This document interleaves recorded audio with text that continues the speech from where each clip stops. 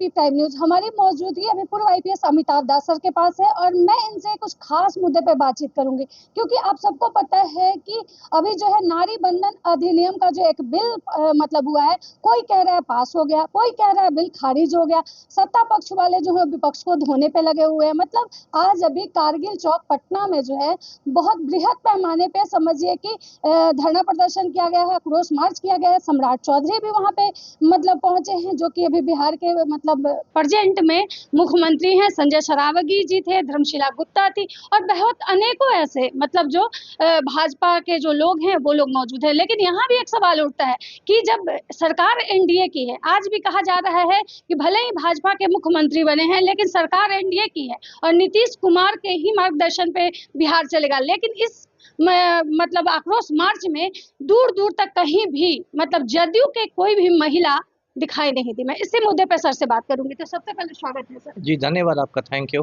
Sir, ये bill जो लेके इतना बवाल मचा हुआ है, कोई कह रहा है कि बिल पास हो गया, कोई कह रहा है बिल खारिज हो गया, तो सत्ता पक्ष वाले विपक्ष को बददुआ दे रहे हैं कि हाय लगेगा। आप इसको क्या मतलब कहेंगे? नहीं, दो अलग अलग संशोधन विधेयक हैं और दोनों में कंफ्यूजन नहीं होना चाहिए। जी देखिए, तो महिला आरक्षण से संबंधित संशोधन विधेयक था 106वां संविधान संशोधन विधेयक। वो तो 2023 में ही पास हो गया, 3 साल पहले, और उसको अभी 16 अप्रैल को लागू भी कर दिया गया है। और जो विधेयक गिर गया है अभी वोटिंग में, जो गिर गया वो परिसीमन विधेयक था, 131वां संविधान संशोधन विधेयक, जिसमें लोकसभा की सीटों को बढ़ाए जाने का प्रस्ताव था, 543 से 800 करने का प्रस्ताव था। अब ये भाजपाई लोग इतने झूठे और पाखंडी हैं कि इन लोगों ने पूरा एक दुष्प्रचार शुरू कर दिया है, कि झूठी खबर फैला रहे हैं कि महिला आरक्षण वाला संशोधन बिल विपक्ष ने नहीं पास होने दिया है। और इस जो झूठ की खेती है, इसमें प्रधानमंत्री मोदी से लेके एक आम भाजपाई कार्यकर्ता शामिल है, जो कि बहुत दुख की बात है। पहली बात तो मैं ये बता दूं दर्शकों को कि जो विधेयक गिरा है वो परिसीमन विधेयक गिरा है, जिसमें लोकसभा की सीटें बढ़ाया जाना था, और महिला आरक्षण विधेयक पर कोई आंच नहीं आया है, उस पर विपक्ष ने सरकार का साथ दिया। इसलिए इस बात पर यकीन नहीं कीजिए कि विपक्ष ने महिलाओं के खिलाफ काम किया, पहली बात। दूसरी बात, भाजपा जो है वो ऐसी महिला विरोधी पार्टी है कि भाजपाइयों के मुंह पर नारी वंदन की बात शोभा नहीं देती। आप प्रधानमंत्री मोदी से शुरू कीजिए। मोदी अपनी पत्नी जसोदा बेन को पीएम हाउस में घुसने नहीं देते हैं। बताइए कितना बड़ा गलत है कि ये नरेंद्र मोदी ने जसोदा बेन से शादी की थी, लगभग 50 साल पहले शादी की थी, और अग्नि को साक्षी मान के उनके साथ 7 फेरे लिए थे, और ये वचन दिया था कि मैं 7 जन्म तक साथ निभाऊंगा।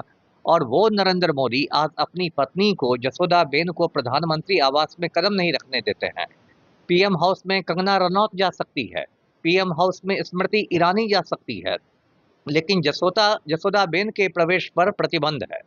और बताइए, अपनी बीवी को छोड़ने वाले मोदी जी नारी शक्ति वंदन की बात कर रहे हैं, ये कितनी बड़ी बेशर्मी है और कितना बड़ा पाखंड है। इसके बाद देखिए, नरेंद्र मोदी पर खुद अय्याशी होने के बहुत गंभीर आरोप लगे हैं, अय्याश होने के।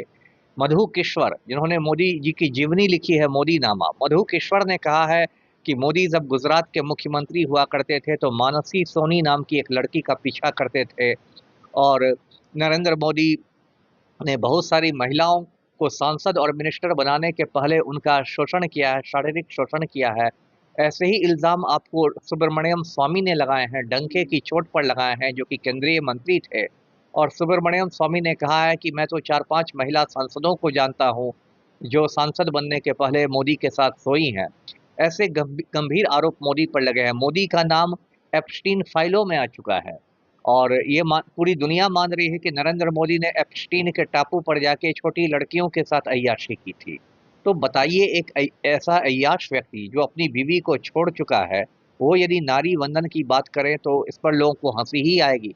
और ऐसे भी आप भाजपाइयों का रिकॉर्ड देखें, भाजपाई लोग हमेशा महिलाओं को अपमानित करते रहते हैं। एक भाजपा का गुंडा सांसद था ब्रजभूषण शरण सिंह, वो कुश्ती महासंघ का अध्यक्ष हुआ करता था, उसने महिला पहलवानों के साथ बहुत बदसलूकी की थी, और दिल्ली के जंतर मंतर पर महिला पहलवानों ने काफ़ी समय तक धरना दिया उसके खिलाफ, साक्षी मलिक ने, विनेश फोगाट ने, और कुछ नहीं हुआ ब्रजभूषण शरण सिंह के खिलाफ, पार्टी ने कोई एक्शन नहीं लिया।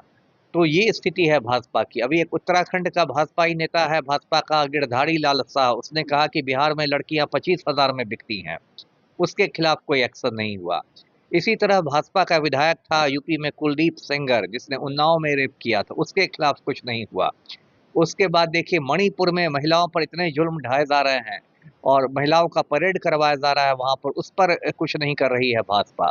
भाजपा ने बिल्किस बानो के बलात्कारियों को समय से पहले मोदी ने जेल से बाहर कर दिया, तो इसलिए बीजेपी का नाम बलात्कारी जनता पार्टी पड़ गया है।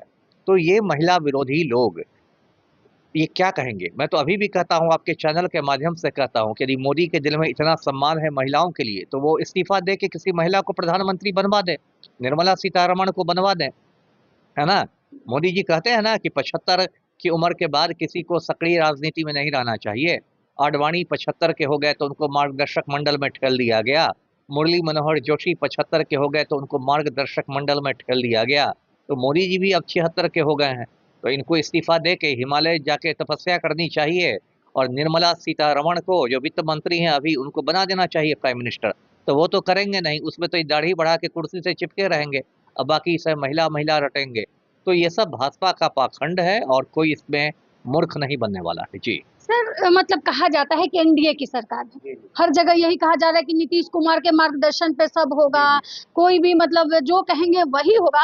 लेकिन जब आज महिलाओं के लिए, महिला के हक के लिए पूरे मतलब पटना में पोस्टर लगा हुआ है, पूरा समझिए कि कारगिल चौक को ब्लॉक कर दिया गया, मतलब लोगों को भी परेशानी हुई, आम नागरिक उससे परेशान हुए, लेकिन वहां पे केवल भाजपा के ही लोग थे। एंड क्यों मतलब एनडीए और भाजपा में मतलब कुछ ऐसा है, फ्रैक्शन है जिसकी वजह से दोनों लोग मिलकर प्रदर्शन नहीं किए?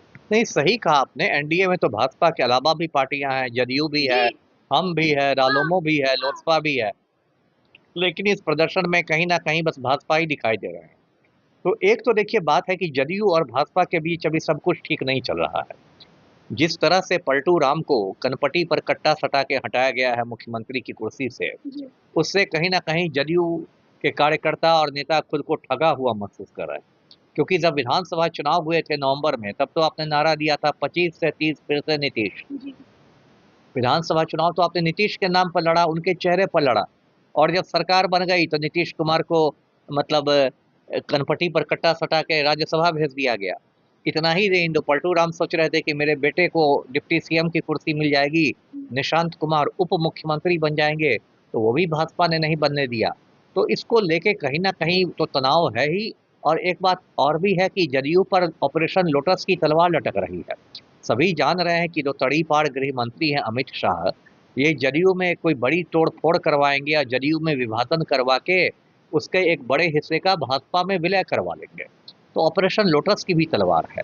तो इसको लेके जदयू और भाजपा के बीच तनाव है। वो तनाव बहुत ऐसे खुले में नहीं आया है, क्योंकि गठबंधन धर्म का पालन कर रहे हैं, दोनों लोग एनडीए में है, सरकार साथ चलानी है, लेकिन वो उत्साह नहीं है उनका जदयू कार्यकर्ताओं का भाजपा के कार्यक्रमों के प्रति, इसलिए वो लोग दूर दूर रह रहे हैं। जी। मेरा लास्ट सवाल इस टॉपिक से कि जब ये बिल मतलब जो है नारी बंधन अधिनियम पास हो गया, पर सिमन पे को लेके मतलब सवाल चल रहा है, फिर जिस तरह से एक र्यूमर पोस्टर के जरिए या लोगों को जो नहीं, जिनको ज्यादा नॉलेज है, मान लीजिए आपको पता है, बहुत सारे ऐसे लोग हैं जिनको नहीं नॉलेज है कि आखिर दोनों में डिफरेंसेस क्या है, मतलब किसके क्या फायदे हैं, क्या नंबर ऑफ बेनिफिट्स हैं या नंबर ऑफ लॉस हैं, तो वैसे में कहीं ना कहीं विपक्ष को बदनाम किया जा रहा है या फिर उनको बददुआएं दी जा बिल्कुल रही बिल्कुल, ये तो एक झूठ की खेती है, और पूरे जो भाजपा की राजनीति है वो दो ही चीजों पर आधारित है, झूठ और नफरत। इसी प्रकार ये मुसलमानों के खिलाफ झूठी बातों का प्रचार करते हैं,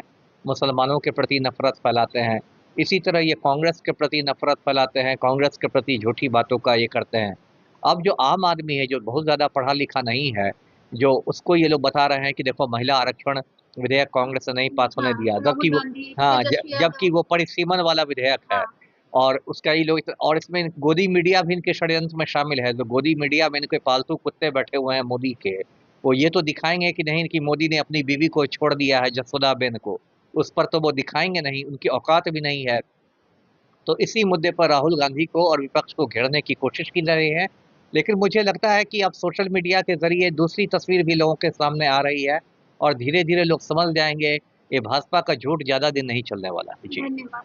तो आप देख रहे थे कि हमारे साथ सर बात कर रहे थे और इन्होंने बताया कि डिफरेंसेस क्या है। परसीमन एक जो है अलग मतलब है और जो नारी बंधन अधिनियम वो अलग है। नारी बंधन अधिनियम जो है ऑलरेडी लागू हो चुका है, लेकिन परसीमन को लेके जो है वो कहीं न कहीं मतलब इस चीज़ का एक र्यूमर बनाया जा रहा है। जिनको नॉलेज नहीं है उनको मिसगाइड किया जा रहा है और इन्होंने ये भी कहा कि भाजपा जो है मतलब झूठ बोल के कहीं न कहीं विपक्ष को टारगेट करवाना चाहती है। बाकी आपकी क्या प्रतिक्रिया, अपनी राय में कमेंट में ज़रूर दें। नमस्कार, धन्य